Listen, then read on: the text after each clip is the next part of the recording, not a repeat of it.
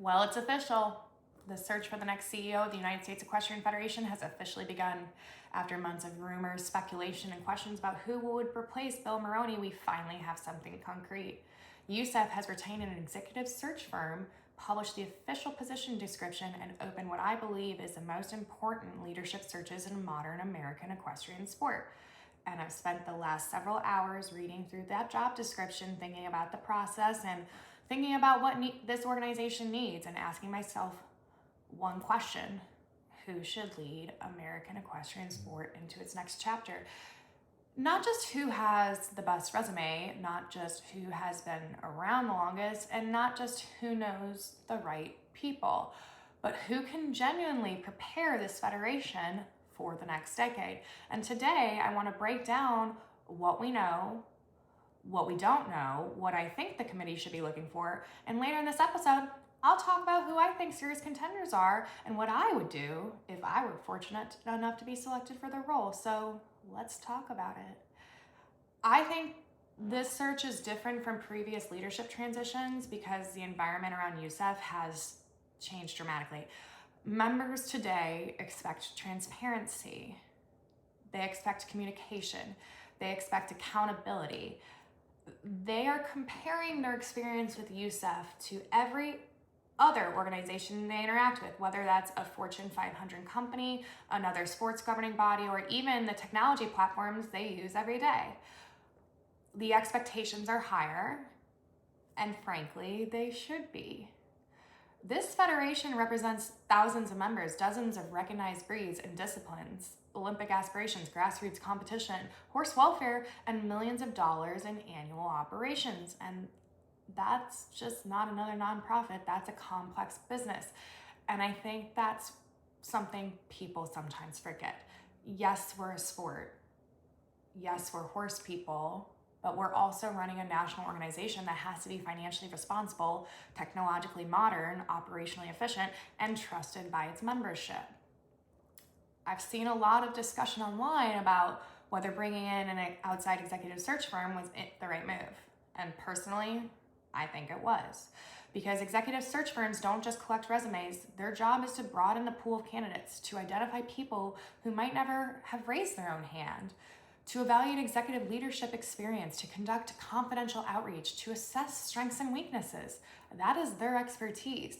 Now, does that mean the search firm picks the next CEO? No. And that's an important distinction. The search firm helps identify and evaluate candidates.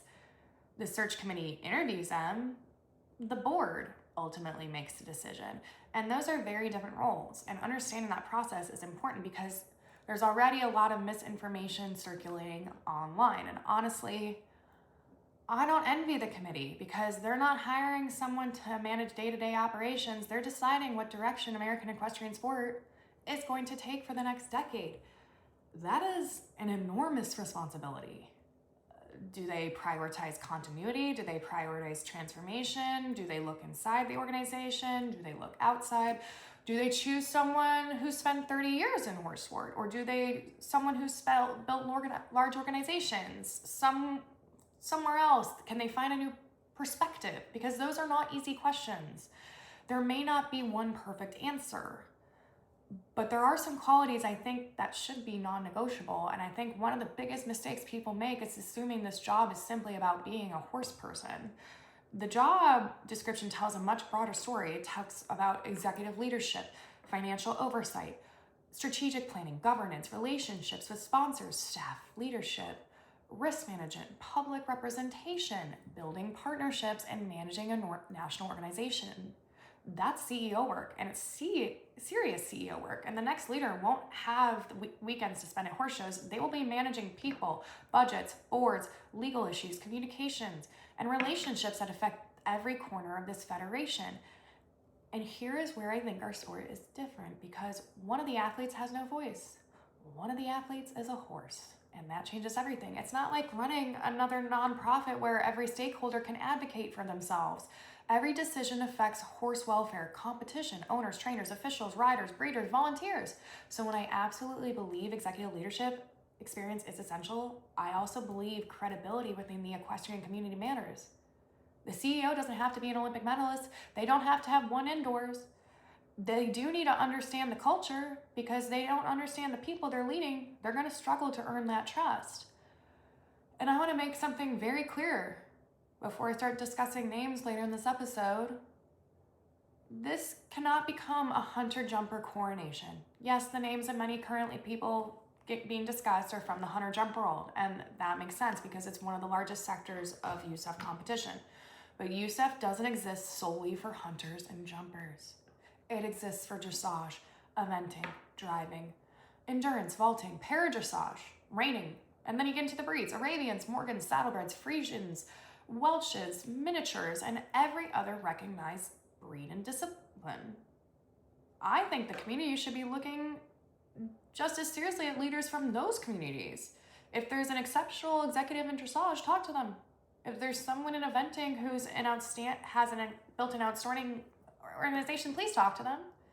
If there's a respected leader from Morgan, Arabian, Western communities, the executive's experience should match to them and talk to them, because the starting point shouldn't just be one discipline. It should be leadership and a person who understands horses, because at the end of the day, the CEO isn't just leading one discipline, they're leading all of us. And now that I've talked about what the job requires, let's talk about the people. Who do you think are the strongest contenders? Who brings executive leadership? Who brings horse credibility? Who bridges both worlds? And where do I think this search ultimately goes? So let's talk about that next. And who do I think the people are worth talking about right now? And before I mention a single name, I want to make things very clear. These are my observations and opinions based on public information, experience in the industry, and the qualities I think the job requires. And I'm not speaking for the search committee or the board, and I don't know who's applied. This is simply my analysis of who appears to have experience that could fit the role. Because at the end of the day, the community may choose someone none of us are talking about. And I think every single serious candidate needs to check 4 boxes first. First, executive leadership. Have they actually led organizations, managed budgets, and made difficult decisions? Second, horse industry credibility. Can they walk into a horse show and understand the realities members face? Third, political skill. This requires working with boards, committees, sponsors, athletes, affiliate organizations, and international governing bodies. Consensus building matters. And fourth, a vision for modernization, because maintaining that isn't just enough. We need a CEO to prepare USEF for where the sport is going, not just where it's been. So let's start with Mark Rain. Mark is one of those names that come up naturally because of his long-standing involvement in the industry, international relationships, and business experience. He understands sponsorship, media, international competition, and many of the broader business dynamics of equestrian sport. Those are valuable strengths. At the same time, the committee would have to ask whether his background aligns with the direction they want the federation to take over the next decade. And that's not a criticism, it's just one simple strategic question the board should ask. Next up is Andrew Philbrick. It's another person I like to think gets to be deserved in this conversation, a major horse show operator, and runs a barn too. He knows how to manage budgets, people, logistics, customer service, facilities, sponsors, vendors, athletes, and the operational complexity of it all. And those experiences translate well into executive leadership. When you successfully operate large events, you're solving problems every single day, and that matters. Another name in the contention, there's Archie Cox. He brings something incredibly important, credibility. He's earned respect as a horseman over many years, and one thing I've said repeatedly is that the CEO doesn't necessarily need to be the greatest rider in America, but they do need credibility with horse people, because leadership starts with trust. Archie unquestionably has that. The question for the committee should be how they weigh executive organizational leadership alongside those strengths. And another one to throw in there is Jimmy Toronto. Jimmy is someone who has built relationships across this industry and understands professionals, owners, and competitors from firsthand experience. He knows the reality of living in this sport, and that perspective has value. And again, the community would evaluate the full picture, leadership experience, organizational management, and the vision, but I think his name belongs in the conversation.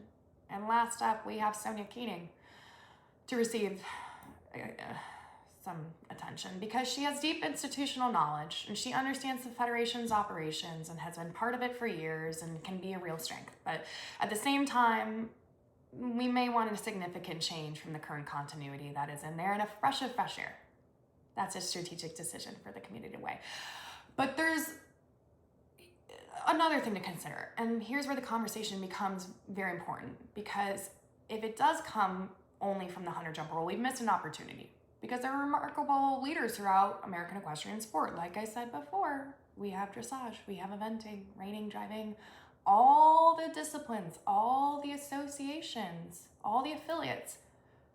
The committee should be looking across the entire federation.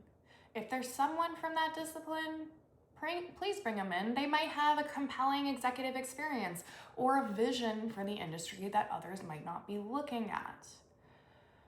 And here is where I hope the search doesn't become, I don't want it to be a popularity contest. I don't want it to be about who knows the most people. And I don't want it to be about preserving the status quo simply because it's familiar. And lastly, I don't want it to swing so far in the other direction that we ignore people with deep industry knowledge. This isn't a choice between a business executive and a horse person. The best candidate may be someone who can bridge both worlds.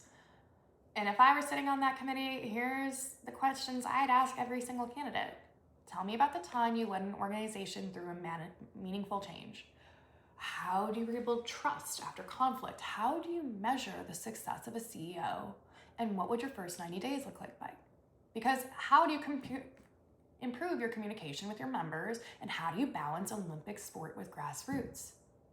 And also, how do you make difficult decisions when there isn't a unanimous agreement? And perhaps the biggest question of them all is, what do you believe USEF should look like 10 years from now? Because if a candidate can't articulate a compelling vision for the future, it's going to be difficult to inspire the people they're leading. So that's where I stand on the potential field of contenders. There are good people with impressive backgrounds who could bring different strengths to the role, but that leads me to the question so many of you have asked me over the last week. And if I was given the opportunity to truly lead this organization, what would my first month look like? My first 90 days? My first year?